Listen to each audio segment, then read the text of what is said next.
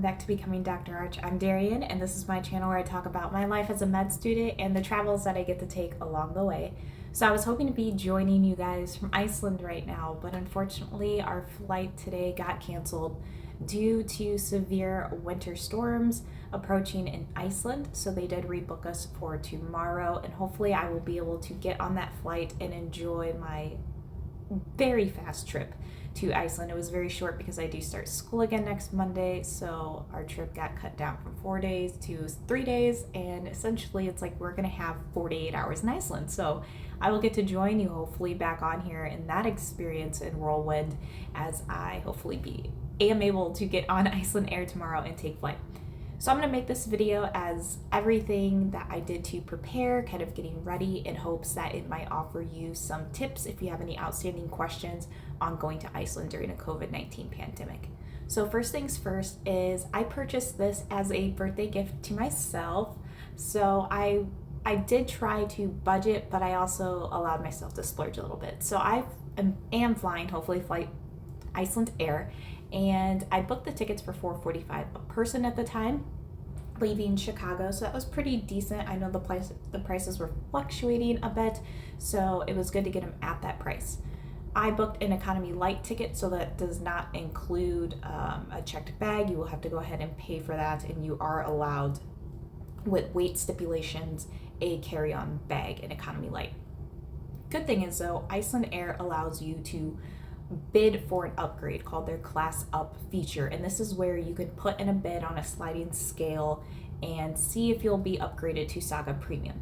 Now, if you are expecting the super first class lie flat seats as you do see on some international flights, Saga Premium is not going to give you that, but it is going to allow you to have a little bit of luxury, especially when you are on a longer flight, not too long, 6 hours and 10 minutes direct from Chicago O'Hare, but it is adding a little bit of luxury. You do get 2 free checked bags, you get to bring on your carry-on along with a personal item, obviously the 2x2 seating. I know on some planes it goes to 2x1x2 seating, so it just depends which Boeing airplane that you're on. So for the upgrade, I went ahead and remind you it's per person, so you are bidding on the price per person if you have 2 or more people when you do book your tickets. I went ahead, I think the starting bid was $265. I went with $300. Don't let the little sliding dial deter you. Again, I personally just think those are marketing tactics to get you to bid more, but I felt that my bid was more than appropriate, and it took about 2 days for them to go ahead and approve that. They did let me know, and then they immediately charge you a card, so just be prepared to have those funds ready on whatever card that you use. I personally would not recommend going all the way. I think the top bid was like $550 a person. To me, that is just not worth it. The good thing is I was not going to originally do a class up bid. What I ended up doing was purchasing more legroom seats in my economy light ticket, but Iceland Air will refund you those more legroom seats if you do end up getting a class up upgrade win. So that's for the flights. As far as the trip goes, it is pretty much up in the air right now since we are losing a day essentially. I know the one thing that is still staying the same is the Blue Lagoon. We're actually going there right off the plane, so it's going to be at our time slot of 9 a.m. We're getting there early, even though the sun might be down. It's still good to get there early from everything that I've read, and I would definitely recommend that. I'll let you know about the experience hopefully after I'm there. And book early for the Blue Lagoon because the prices for just your basic ticket do fluctuate, and they fluctuate in the upwards direction. So I noticed that one day I would log on and it's $53, the next day $65, and then it climbs up to $83. So I think I got the tickets at $53 a person. That is in Icelandic krona, so USD I believe it was $150 total. I will be staying in South Iceland, so it's about a 2.5 hour drive from Reykjavik, the capital. So be prepared for that if you are not staying in the capital city. It is going to be a drive, and especially being in January, I'd recommend a 4x4 vehicle. As for accommodations, I will be staying in Vik, Iceland, which is South Iceland, at the Black Beach Suites. I did go ahead and book the deluxe superior room, which ran about $135 a night. And the good thing about this, and the reason why I wanted to book here specifically, one, the location being that close to the Black Beach, a lot of the waterfalls, the airplane, but also the desolate area around it, so the chances of seeing the northern lights would hopefully increase in the short time that I was there. The last thing that I want to touch on is the whole process during, of course, the COVID-19 pandemic, the changes, and what I would recommend going to Iceland. So anytime you're traveling internationally, it is so much easier to be vaccinated, but of course you are still able to travel there if you are not vaccinated, but you will be needing to quarantine for 5 days along with a PCR test upon arrival. For those of you who are vaccinated, you will need to obtain within 72 hours of your departure a negative COVID test. This can either be a PCR test or a rapid antigen test.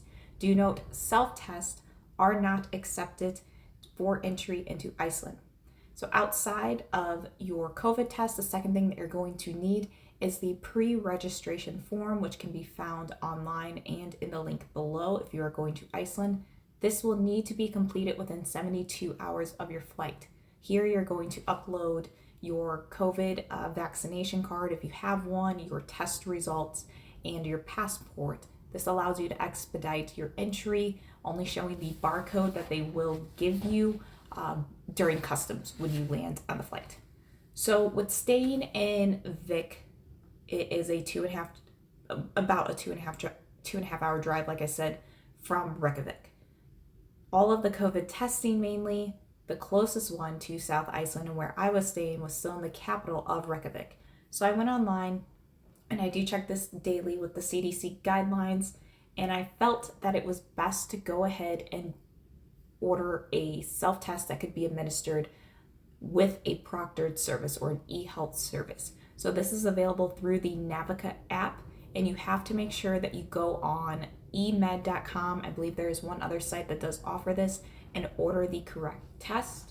It is going to appear like this, which is very similar to what you would see in your CVS and Walgreens that you can pick up, but it is different. It is going to come with a label right here that you cannot open the box until you log on with the app and your proctor is available so that they can watch you open the box and check the expiration date, lot number, etc. that you will do on camera.